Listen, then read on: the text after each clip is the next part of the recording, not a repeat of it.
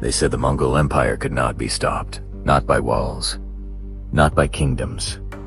Not by empires old or new. And certainly not by a slave army forged from the children of distant steppes. For decades, the Mongols had swept across continents with a speed the world had never witnessed. Cities burned before their defenders even understood who they were fighting. Kingdoms collapsed in weeks. Entire civilizations believed quite sincerely that resisting the Mongols was not only impossible, it was suicidal. But in the summer of 1260, on a dusty plain in Palestine known as Ain Jalut, that belief would be tested. One side marched with the confidence of a force undefeated. The other stood with the desperation of a region that had no more room to retreat. And this is where the miscalculation begins. The Mongols believed that the Mamluks were simply another regional power, unstable, weakened by decades of crusades and internal civil wars. They believed the Mamluks would break. They believed the Mamluks would run. They believed the Mamluks were no different from the countless armies already swept aside. But they were wrong, fatally wrong. Because, unlike their previous enemies, the Mamluks understood the Mongols not from spies, not from maps, not from second-hand stories, but from memory, discipline, doctrine, and shared ancestry in the windswept grasslands of Eurasia. The Mongols thought they were fighting another Middle Eastern dynasty, but what they faced at Ain Jalut was a mirror of themselves. A cavalry army, a horse archer, elite, a warrior culture raised on the saddle, a society forged for war. And for the first time in Mongol history, someone was about to fight them on their own terms. The Mongol tidal wave had already reshaped the world. In the east, China struggled under Mongol pressure. In the west, Kivon Rus had shattered. The Khwarezmian Empire had collapsed. Persia had burned. And Baghdad, the heart of the Islamic world, fell in 1258. Engulfed in fire and ash, news traveled slowly in the medieval world. But Mongol terror traveled fast. Refugees brought stories of massacres. Merchants whispered of cities erased from existence. Survivor scribes described mountains of skulls stacked outside gates as warnings. By the time the Mongols turned their eyes towards Syria and Egypt, entire regions had already accepted one truth. The Mongols were unstoppable, but the Mongols themselves were dealing with their own crisis. The death of the great Khan Mangi. It was a moment of transition, uncertainty, and political rivalry. The Mamluks knew this, and they knew something else. The Mongol Empire was strongest when unified, and vulnerable when divided. To understand how Ain Jalut became possible, we must understand who the Mamluks were. The name Mamluk means owned or possessed. They were slave soldiers taken as children from the Eurasian steppe, bought by Islamic rulers, converted to Islam, trained in military academies, and forged into elite cavalry warriors. And here lies the paradox. The most feared military caste in the Middle East was composed of men who technically began their lives as slaves. But what they became was something else entirely. Mamluks were trained from childhood. Archery on horseback, close quarters combat, tactical maneuvering, long-distance endurance formation, psychological discipline. Their training reveled and, in many ways, mirrored the upbringing of Mongol warriors. Both cultures learned to fight from the age of 5. Both mastered the composite bow. Both relied on fast cavalry maneuvers. Both understood the battlefield as a chessboard where movement, timing, and patience decided victory. Their doctrine, Mamluk military doctrine, emphasized feigned retreats, rapid and countercharges disciplined under chaos, coordinated cavalry wings. All were techniques the Mongols themselves had perfected. In other words, the Mongols had finally encountered an enemy who understood their playbook. The Mamluks were not delusional. They had seen Mongol devastation firsthand, but they had several advantages most of the Mongols' previous enemies never possessed. Syria and Palestine were not open steppes. They were narrow plains, mountain passes, dry valleys, and choke points. The Mongols thrived in open expanses. Ain Jalut did not give them that luxury. Many Mamluk commanders, including their Sultan Qutuz and the brilliant general Baibars, had fought steppe nomads for decades. They knew Mongol ambush patterns, Mongol timing, Mongol psychological warfare, Mongol arrow ranges, Mongol operational habits. No other army in the Middle East possessed this kind of insight. The Mongols had stretched their supply lines deep into territories they did not fully control. Their horses were not suited to the climate. Their fodder routes were unstable. The Mamluks knew one thing. If they lost, Egypt would fall, and Islam's last stronghold in the region would collapse. They were not fighting for land. They were fighting for survival. In early 1260, the Mongols seized Damascus. Aleppo had already fallen. The next target was Egypt. Hulagu Khan, leader of the Mongol forces in the Middle East, withdrew a portion of his army to prepare for succession politics in Mongolia. He left behind the veteran General Kidbuka, a fierce commander of Nestorian Christian heritage to continue the campaign. Kidbuka believed the Mamluks would retreat, submit, or negotiate under fear, but the Mamluks did something shocking. Something no other power had dared. They marched toward the Mongols. Voluntarily, aggressively, with intent. It was a psychological reversal the Mongols did not anticipate. When Mongol envoys delivered threats, Kutus delivered a reply the world still remembers. He executed the envoys, one of the few leaders in the world bold enough to do so. Then he rallied his soldiers with a declaration. The Mongols have never faced men like us. It was both a promise and a warning. Ain Jalut, the spring of Goliath, was a narrow valley surrounded by ridges and wooded hills.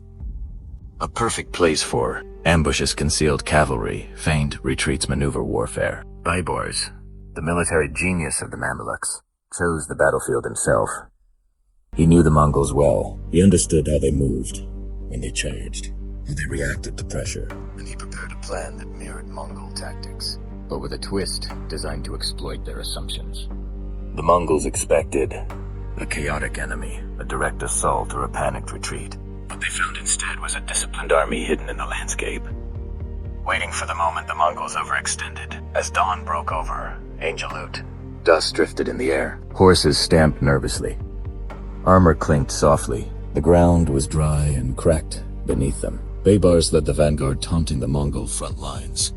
Firing arrows, retreating, attacking, then retreating again. This was not carelessness. It was theater. It was fight. Kidbuka believed the Mamluks were faltering. He believed victory was unfolding exactly as Mongol tradition foretold. But what he did not know, the Mamluks had hidden reserve cavalry behind the hills, elite units. Silent, unseen, waiting. The Mongols charged. The valley trembled, and the trap of Ain Jalut began to close. The first arrows fell like rain. Sharp, fast, whispering death. Baibars and his vanguard unleashed volleys, then withdrew in precise formations, disappearing behind ridges, reappearing on slopes, firing from new angles. Their horses moved as if part of a single body, each step calculated, each retreat deliberate. Kidbuka watched from horseback, his expression a blend of contempt and anticipation. He had seen this before armies, lashing out in desperation, trying to weaken the Mongol tide before the inevitable collapse. He read the battlefield through Mongol eyes. The enemy is wavering. The enemy is afraid. The enemy is falling back. Everything confirmed his expectations. Everything, except one detail he did not have enough time to question. The Mamluks never broke formation. Their retreat was too clean, too synchronized, too disciplined. But Kidbuka was a veteran commander. He believed he understood what he saw. So he gave the order that would seal his fate. Advance. Full pursuit. The Mongol cavalry surged forward like a living wave. Hooves pounded the earth. Bows were raised. Composite arrows hissed through the air. From the hillsides, Baibars turned his head, briefly checking the distance. Behind him, dust clouds billowed. The Mongols were biting the bait. Exactly on schedule. He raised his hand. His officers saw the signal, and the retreat accelerated. But this was no rout. It was choreography. The Mamluk vanguard withdrew at a precise angle, drawing the Mongols deeper into the valley, deeper, into the kill zone, deeper, into the trap. The Mongols, trained to exploit fear, followed ruthlessly. Kidbuka rode at the front, shouting commands, driving his men harder. He believed the Mamluks were collapsing. He believed victory was minutes away. He believed another conquest, another triumph, for the Mongol Empire was inevitable. But beneath the valley floor, beneath the swirling dust, beneath the war cries, a silent army waited. Suddenly, the Mamluk retreat halted. Just for a moment, just long enough for the Mongols to lean forward in their saddles, anticipating the enemy line to shatter. Then the hills exploded. Mamluk cavalry, thousands of them, burst from concealment, their armor flashing, their banners snapping, their horses thundering down the slopes. The Mongols reeled. It was the one thing they did not expect, the one maneuver they rarely faced. A counter-ambush. The Mamluks struck from 3 angles at once. Heavy cavalry from the western ridge, horse archers from the eastern slope, Baibars' vanguard spinning and charging back toward the center, a perfect encirclement. A perfect reversal, a perfect use of Mongol tactics against the Mongols themselves. Kitbuka's eyes widened not with fear, but with disbelief. No army had ever executed a Mongol-style trap so flawlessly. For the first time in his career, Kitbuka realized he had underestimated his enemy. The valley became a cauldron of smoke, dust, and steel. Arrows clattered off shields, screams echoed against the hillsides. Horses collided. Spears shattered. The Mamluks and Mongols fought at close range, where discipline and training mattered most. The Mongols fired rapidly, shifting positions, trying to break free of the tightening ring. But the valley was too narrow. The ridges were too steep, and the Mamluks pressed harder. Baibars moved across the battlefield like a phantom directing units, closing gaps, reinforcing weak points. He understood Mongol reactions with uncanny precision. When the Mongols tried to surge forward, heavy Mamluk cavalry crashed into them. When they tried to retreat, horse archers pinned them down. When they tried to reorganize, hidden reserves struck their flanks. It was the first time a disciplined, step-trained army had met the Mongols in perfect symmetry, speed for speed, bow for bow, maneuver for maneuver. The Mongols fought fiercely, but they were losing initiative. And for a Mongol army, losing initiative was fatal. Kitbuka refused to retreat. He believed, like every Mongol general, that withdrawing from battle without orders was dishonor. So he rallied his men, carving a path through Mamluk lines with brutal determination. He attempted a breakout maneuver, punched through the center, reform on open ground, regain mobility, reestablish Mongol rhythm. If he succeeded, the battle could turn. If he failed, his army would be crushed. Kutus, watching from a distance, saw the shift. He saw the Mongols tightening into a wedge. He saw Kitbuka gathering his elite troops. He understood immediately what was happening. The Mongols were preparing their final charge. And if the Mongols broke through the center, the entire Mamluk formation could collapse. Kutus removed his helmet, raised his sword, and shouted words that echoed through the valley. "Oh, Islam! Oh, warriors, fight with me." Instead of commanding from behind, the Sultan rode into the thick of the battle, straight into the Mongol push. His bodyguards shouted in panic. His officers tried to hold him back, but Kutus ignored them all. Charjet. The clash was monumental. Kutus's attack split the Mongol wedge before it could gather momentum. His heavy cavalry smashed into Kitbuka's elites. The two sides collided in a violent storm of blades and hooves. Kitbuka fought with legendary ferocity, striking down Mamluk after Mamluk. His armor dented, his horse bloodied, but he refused to fall. He believed deeply that retreat was worse than death. And he believed that if he fought hard enough, the Mongol Empire would send reinforcements, but this tie-in, help was not coming. Hulagu was far away. The empire was fractured. The political succession crises had paralyzed the Mongol chain of command. Kitbuka was alone, and the Mamluks knew it. Surrounded by Mamluk cavalry, Kitbuka continued to fight, even after his horse was killed beneath him. He rose, staggering, swinging his blade with both hands. He fought until he was overwhelmed. When he fell, a silence rippled through the Mongol ranks.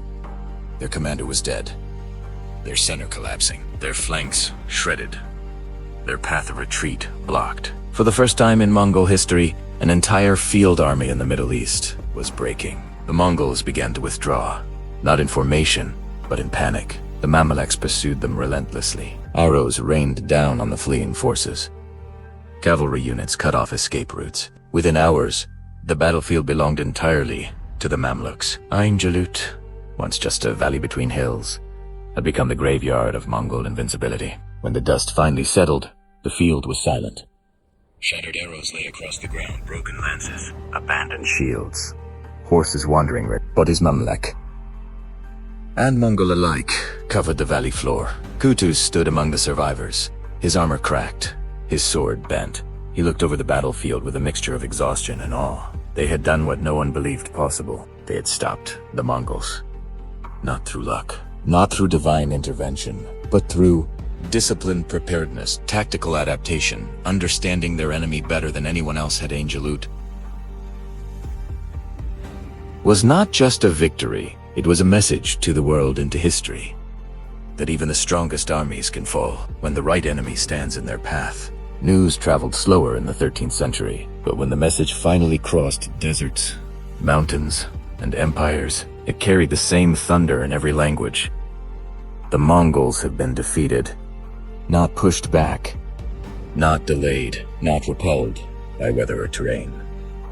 Defeated in open battle by a professional standing army led by a sultan who had been a slave only years before, on a battlefield that would become one of the most symbolic locations in military history. For nearly a century, the Mongol Empire had seemed unstoppable. They had conquered China, Central Asia, Persia, Baghdad, the Caucasus, Russia. They had crushed armies many times their size. They had annihilated empires with centuries of tradition. They had rewritten the rules of warfare: speed, mobility, discipline, logistics.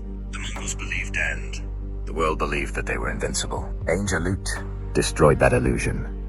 And illusions, once broken, never return. Ain Jalut was not just a battle. It was a strategic turning point that shaped the Middle East, Eurasia, the future of Islamic civilization, the fate of the Mongol Empire itself. Let's break down the consequences in the language of military historians and strategists. Before Ain Jalut, Hulagu Khan envisioned a path westward. Syria, Palestine, Egypt, North Africa, Egypt was the gateway. Once Egypt fell, the Mongols could march along the Mediterranean coast, conquer North Africa, and surround the Mediterranean from both east and west. A successful invasion of Egypt would have changed world history. Ain Jalut prevented that. From that moment on, the Mongols never again attempted a full-scale invasion of Egypt. Their empire's momentum shifted. The endless drive west was halted. The whole continent was spared. The Mongol Empire had already been divided into four major the Yuan dynasty in China, the Golden Horde in Russia, the Chagatai Khanate in Central Asia, the Ilkhanate in Persia and the Middle East. Ain Jalut shattered the Ilkhanet's aura of power. Hulagu Khan blamed Kitbuka's defeat on the succession crisis, the Golden Horde, internal Mongol politics. The Mamluks ambush, even superstition. But the reality was harsher. The Ilkhanate was no longer unstoppable. The empire's unity had been cracking for years. Ain Jalut widened those cracks. Rivals began questioning Mongol supremacy. Vassals considered rebellion. Local tribes resisted more boldly. The psychological damage was immense. The Mongols had lost their fear factor. Before Ain Jalut, the Mamluks were seen as a young dynasty, a military aristocracy of slave soldiers, a kingdom in danger, a nation under Mongol threat. After Ain Jalut, everything changed. The Mamluks became the shield of the Islamic world. Their prestige soared. Their military reputation exploded. Their ruling structure stabilized. Future rulers claimed legitimacy not through bloodline, but through the legacy of Ain Jalut. The Mamluk Sultanate would dominate the region for another 2 centuries. Some civilizations survived because of geography, others because of alliances. The Mongols had thrived because of fear. Fear was strategy. Fear was logistics. Fear was psychological warfare. Fear caused sieges to end before they began. But fear evaporated at Ain Jalut. For the first time, an army stood its ground. For the first time, a field commander adapted Mongol tactics more effectively than the Mongols themselves. For the first time, disciplined cavalry fought toe-to-toe and won. The Mongols lost more than soldiers. They lost the one thing they had always relied on: inevitable victory. From China to Hungary, enemies began preparing differently. Armies invested in mobility, fortresses upgraded. Commanders studied Mongol weaknesses. A global shift began. To understand why this single battle changed so much, we need to examine the complex machinery behind it. Here's the historian's breakdown. The Mongols were fighting multiple wars at once. Southern China internal clan power struggles. Persia and the Middle East, Eastern Russia, conflicts in the Caucasus, their forces were stretched thin. Hulu's withdrawal from Syria to attend the succession crisis left Kiduka with a small army. Ain Jalut was not fought with a full Mongol war machine. That was decisive. Mamluks were not traditional infantry-based armies. Their military system included intensive cavalry training, horse archery riding from childhood, strict discipline tournaments and war games, advanced metalworking, specialized armor and shields. They were a hybrid army, half Middle Eastern, half steppe warrior. They understood Mongol psychology. They understood Mongol speed. They understood Mongol formations. No other army in the world was better prepared to face them. The valley was narrow, the ridges high, the terrain complex. Mongol cavalry excelled in open plains, free maneuver, wide spaces. Ain Jalut offered none of that. The Mamluks chose the battlefield deliberately. They shaped the entire terrain to limit Mongol mobility, constrain their formations, neutralize their flanking ability, trap them with hidden reserves. It was terrain weaponization. The Mamluks had an extensive intelligence network. Spies and Mongol territory contacts, with local tribes informants and Syria defectors from Mongol garrisons. They knew the size of Kiduka's army, his supply situation, his overconfidence, his lack of reinforcements, his reliance on rapid pursuit tactics. The victory at Ain Jalut was not an accident. It was information warfare. The Mamluks celebrated 4 weeks, but internally, tensions rose. Kuchuz had proven himself a capable strategist, a fearless leader, a unifier of factions, but power in the Mamluk system was never stable. Rivalries simmered beneath the surface, especially from one-man Baibars, the architect of the ambush, the field commander, whose tactics shaped the battle, the military genius who knew he deserved more. Weeks after the victory, while returning to Cairo, Kuchuz was assassinated. The details remain debated. Was Baibars responsible? Was it a political conspiracy? Was it a revenge killing? Was it an internal palace conflict? Historians still debate the truth, but one fact is certain. Baibars became and under his rule, fortresses were strengthened. The Mongol threat was further repelled. The Mamluk state reached its golden age. Ain Jalut was only the beginning of Baibars' legendary career. Ain Jalut stands out among world battles because of what it represents. Adaptation versus inevitability, discipline versus thorough strategy. V's, momentum, understanding versus arrogance. The Mongols believed the world would bend forever. The Mamluks showed that no empire, even the greatest cavalry force in history, is immune to miscalculation, overconfidence, logistical strain, strategic blindness. The lesson is timeless. In war, dominance creates blindness. Blindness creates mistakes, and mistakes create opportunities. Ain Jalut was the moment when an unstoppable storm finally met a wall, built not of stone, but of preparation, intelligence, and courage. And that moment changed the trajectory of continents. Ain Jalut was more than a clash of armies. It was a crucible that tested leadership, courage, preparation, psychology, strategy for centuries. Historians, generals, and scholars have returned to this valley to find meaning. Why did a small army stop a seemingly invincible force? Why did the Mamluks succeed where others had failed? Why did the Mongols, who had conquered cities and kingdoms across continents, stumble here? The answers lie in human choices, discipline, and adaptation. The Mongols were not defeated by luck. They were outmaneuvered, out-hawked, outplanned. Kiduka had numbers, mobility, and a reputation for invincibility. But Kuchuz and Baibars had the discipline to turn Mongol tactics against them. Tisos, us, quantity is temporary. Strategy is lasting. Understanding your enemy is priceless. Even a small, well-led force can change the fate of nations. The Mamluks knew where the Mongols would go. They anticipated every move. They used the terrain as a weapon. They prepared ambushes. Preparation, foresight, and intelligence often outweigh sheer force. The battlefield is not always where wars are won. Sometimes wars are decided in minds, maps, and councils. Long before the first arrow flies, the Mongols had ruled through fear for decades. Their reputation was a weapon, Cities surrendered without resistance. Armies broke before combat. But at Ain Jalut, the Mamluks refused to yield. They confronted terror with courage. They turned the Mongols' psychological advantage into their own tactical leverage. The lesson is clear. Even the strongest tools of intimidation can be neutralized by discipline, morale, and strategy. Kutus, The Sultan did not merely command from behind the lines. He rode into the heart of battle. He embodied bravery. He inspired loyalty. He absorbed fear so his soldiers did not have to. Leadership is not just giving orders. It is presence, courage, and vision. In Ain Jalut, leadership became a decisive weapon as much as the lance or bow. Ain Jalut was a triumph, yes, but it was also a reminder that no victory comes without sacrifice.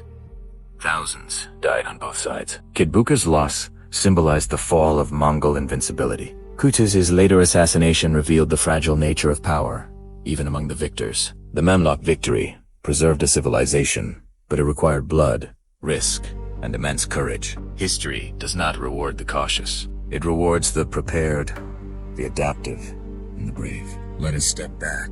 Before 1260, the Mongol Empire seemed unstoppable. Persia, the Middle East, and even parts of Eastern Europe trembled. The shadow of conquest stretched across continents. After 1260, Mongol expansion was permanently halted in the Middle East. The Mamluks secured Egypt and the Levant. A new era of political stability and cultural growth emerged under Mamluk rule. Islam's heartland remained intact. Ain Jalut is not just a Middle Eastern story. It is a global story of resilience, strategy, and the limits of even the greatest empires. Some histories are written by empires that conquer, some by armies that survive, some by the margins of maps where ordinary men and extraordinary leaders meet. Ain Jalut reminds us, no empire is eternal, no power is absolute. Even in the face of overwhelming force, human agency through courage, intelligence, and leadership can change destiny. The Mongols were masters of speed, fear, and force. The Mamluks were masters of adaptation, courage, and preparation. The clash of these philosophies created history, and the lesson echoes into every war, every strategy, every conflict.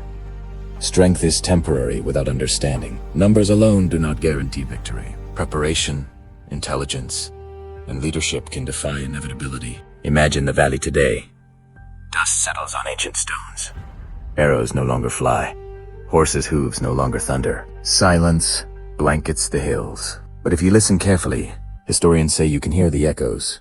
The thunder of Mongol cavalry, the clash of steel, the cries of soldiers, the commands of Sultan Kutus, the silent, devastating precision of Baibars' cavalry. History's alive here.